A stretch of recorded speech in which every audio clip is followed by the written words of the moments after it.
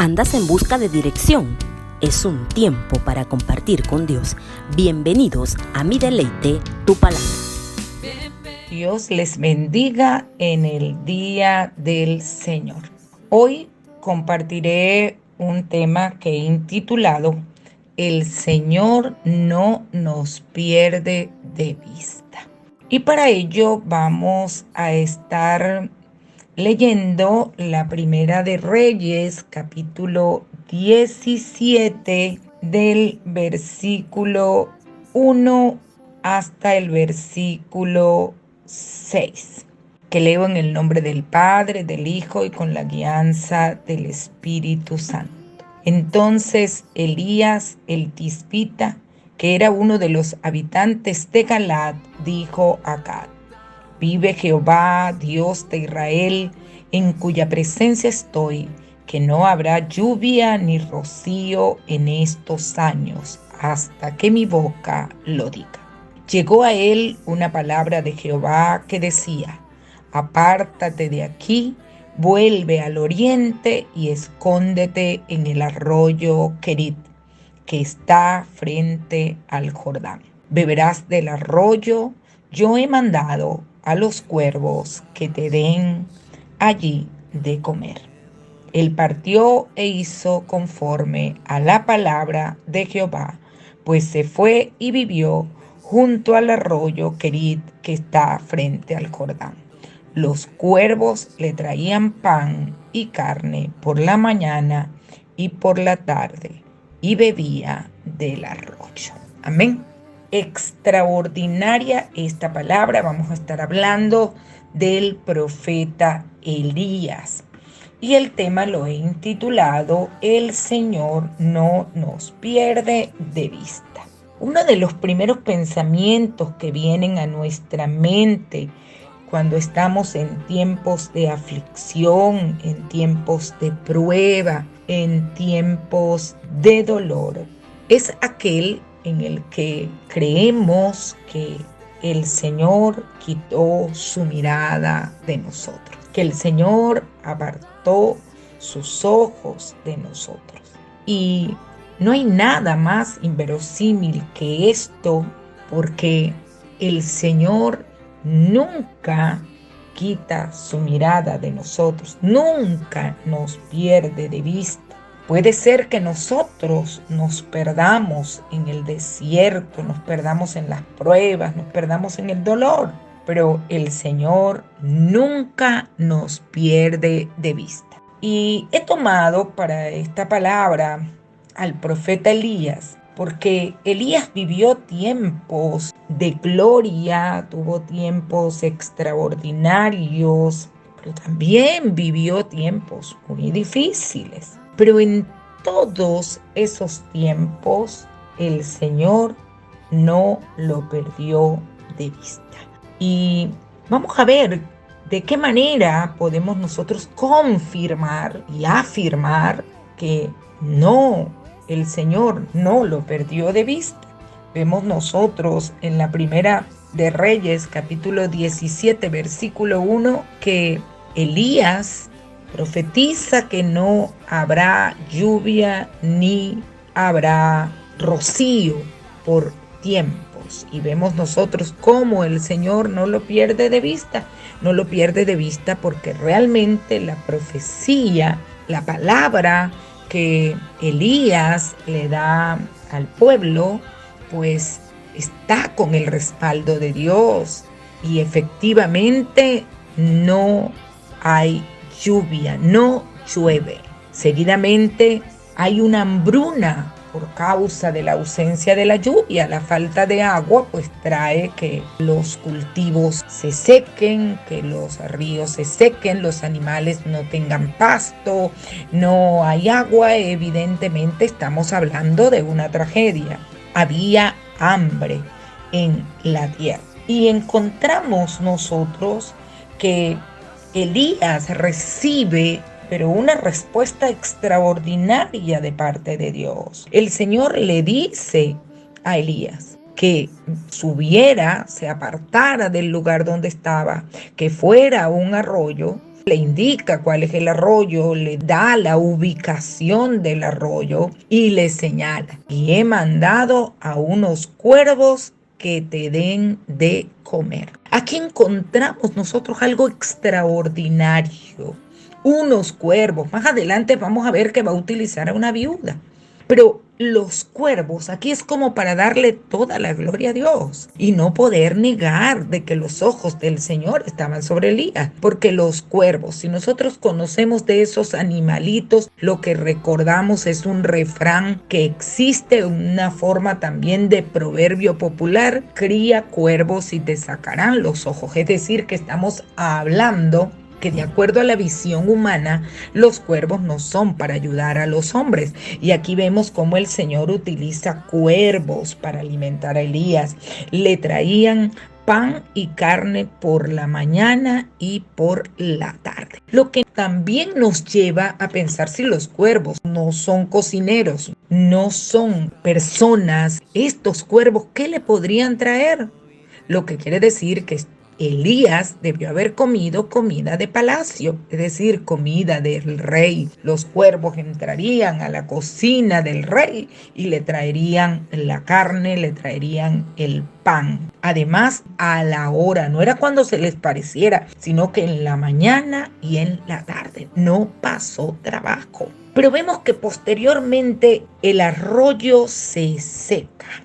Y vemos nuevamente que el Señor le habla a Elías en el versículo 8 y le dice: levántate y ve a Sarepta de Sidón.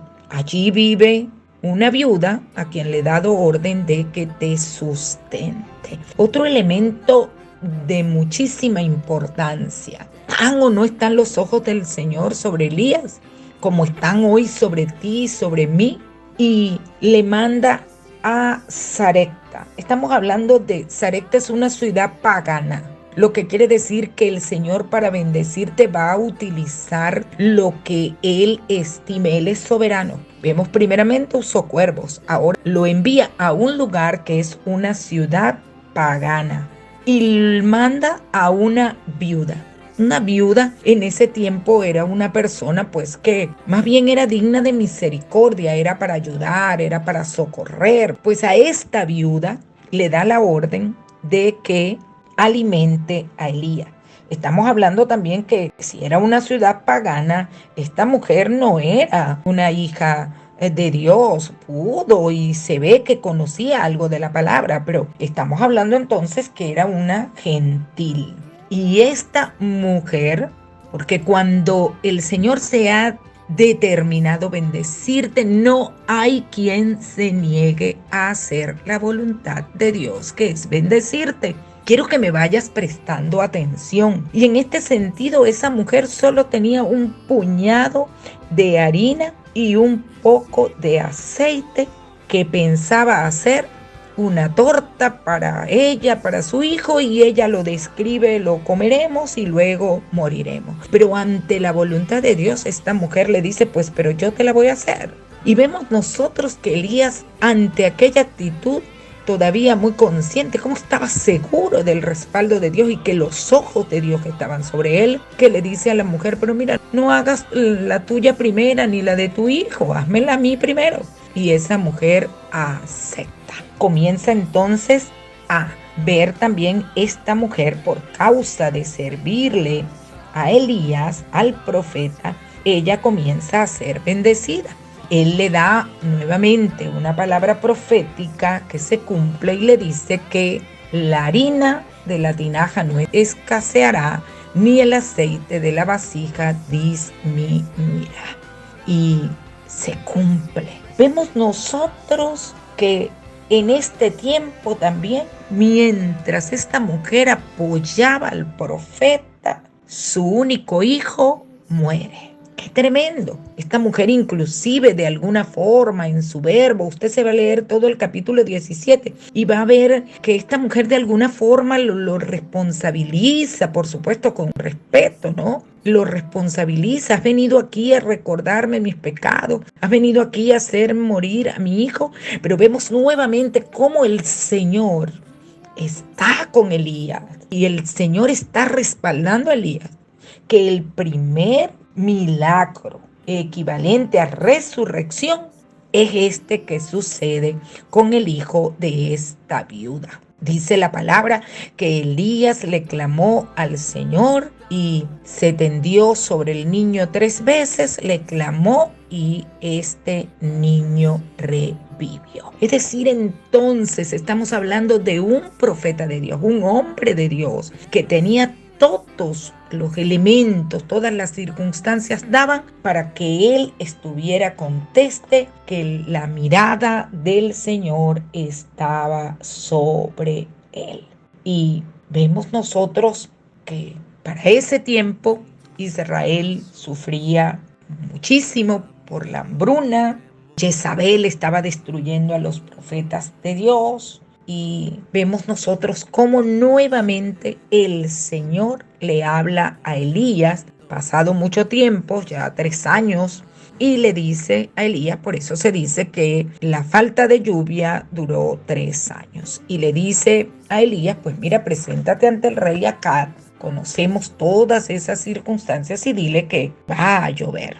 Para ese momento, el pueblo de Israel estaba muy perturbado, diría yo, estaba bastante perturbado. Y el pueblo, veíamos la influencia de los profetas de Baal, las circunstancias, como lo dice, de alguna manera se habían como apartado un poco de Dios, y vemos nosotros que Elías restaura ese orden, restaura el fuego divino en el pueblo de Dios. Y Elías hace una convocatoria a que se reúnan allí, se reúnan en una convención en el Monte Carmel, donde debía de estar todo el pueblo de Israel, pero también debían de estar los 450 profetas de Baal y los 400 profetas de Acero. Y a los fines de que se demostrara, para que el Señor respondiera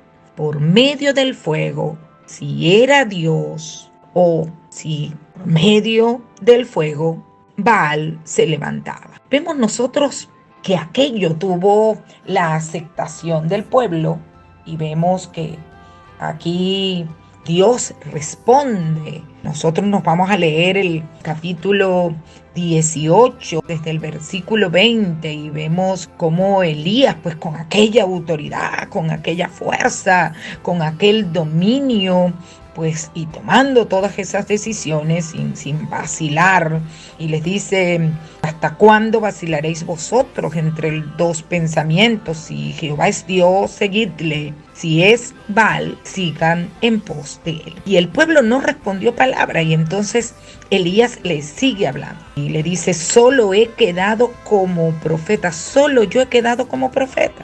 Mientras que los profetas de Baal hay 450 hombres. Allí vemos nosotros cómo Elías está todavía hablando con una autoridad, con una fuerza. Y Elías los convoca.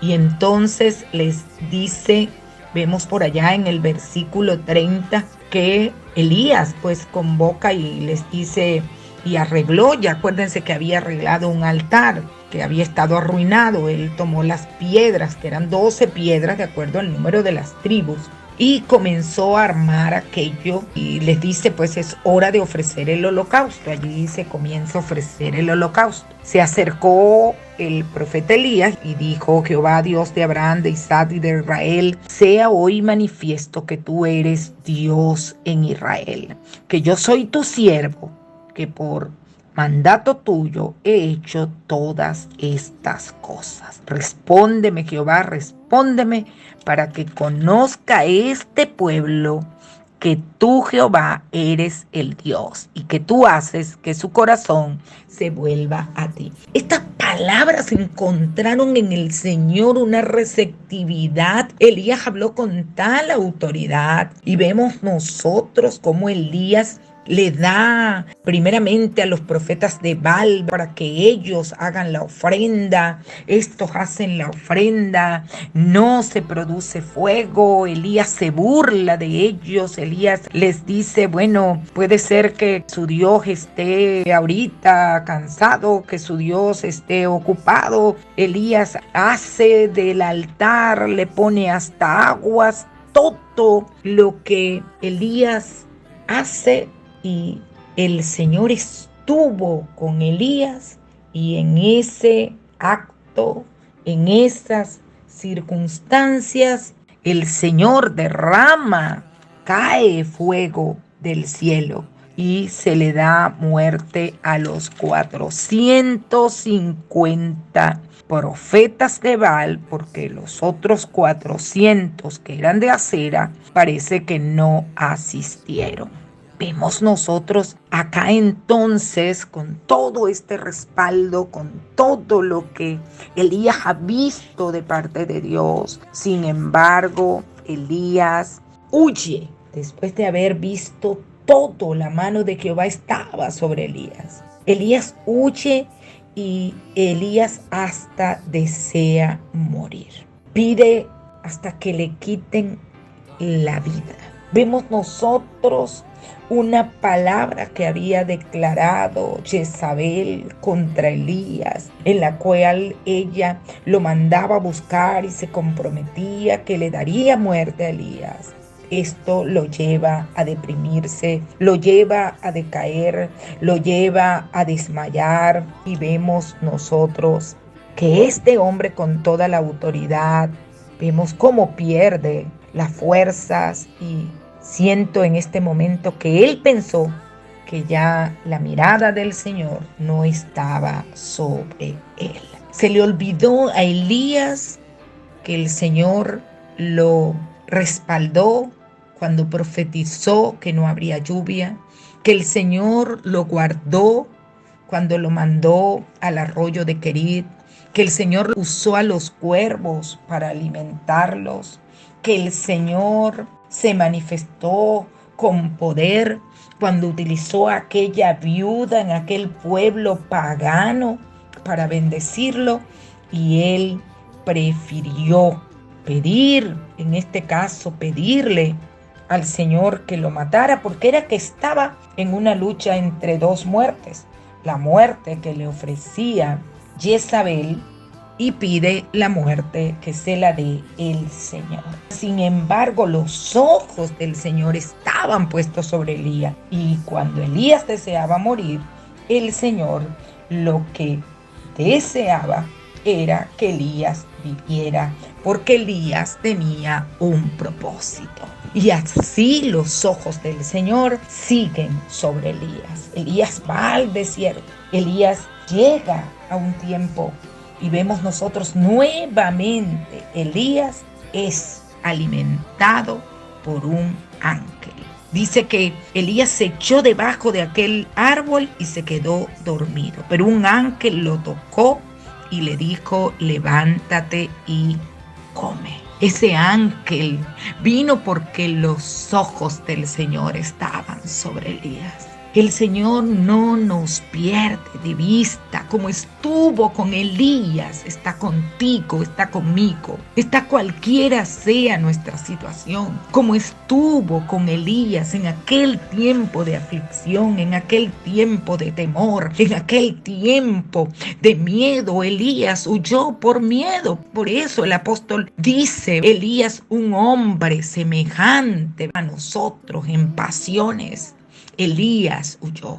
Como quizás tú y yo en estos momentos hemos pensado huir de las circunstancias que estamos viviendo. Tenemos miedo, queremos entrar en una cueva, queremos escondernos, estamos angustiados, le tenemos temor a tantas cosas. Pero yo hoy quiero decirte que la mirada del Señor está sobre ti, que los ojos del Señor están sobre ti. El Señor no te ha perdido de vista.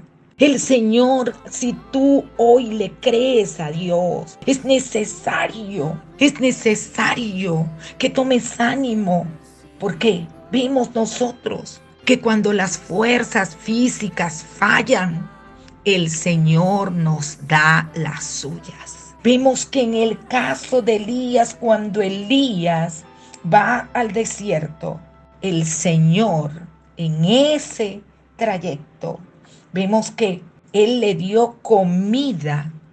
Esa comida que le dio el Señor lo mantuvo caminando 40 días y 40 noches. En el versículo 19 dice, versículo 8, se levantó pues, comió y bebió, fortalecido con aquella comida, anduvo 40 días y 40 noches hasta Horeb, el monte de Dios. Es decir, entonces, que hoy debemos salir de acá con testes claros, convencidos de que el Señor no nos ha perdido de vista. En este tiempo de pandemia, los ojos del Señor están sobre nosotros. Aunque puedas estar ahora atravesando, viviendo circunstancias difíciles de salud, circunstancias difíciles económicas de cualquier naturaleza, estés atravesando el desierto, cree que el Señor no te ha perdido de vista, que hará cosas extraordinarias. Quizás rompa con todas las estructuras, con todas las formas ordinarias, pero de cierto, no te perderá de vista y enviará ayuda, utilizará quizás lo vil, lo despreciado, aquello en lo que el hombre no pondría su confianza, lo usará para bendecirte. No te olvides nunca. El Señor no te pierde de vista. Que esta palabra bendiga tu vida como ha bendecido la mía. Le oro al Dios Todopoderoso para que sea sembrada en tu corazón esta palabra, para que hagas uso de ella y te levantes con nuevo ánimo, confiando que no estás solo, que el Señor tiene sus ojos sobre ti y utilizará lo que Él estime en su soberanía para bendecirte. Dios te bendiga. Que la paz del Señor esté con cada uno de nosotros. Esto fue una entrega de Mi Deleite, Tu Palabra. Tiempo de encuentro con Dios con la pastora Marisol Aguilarte.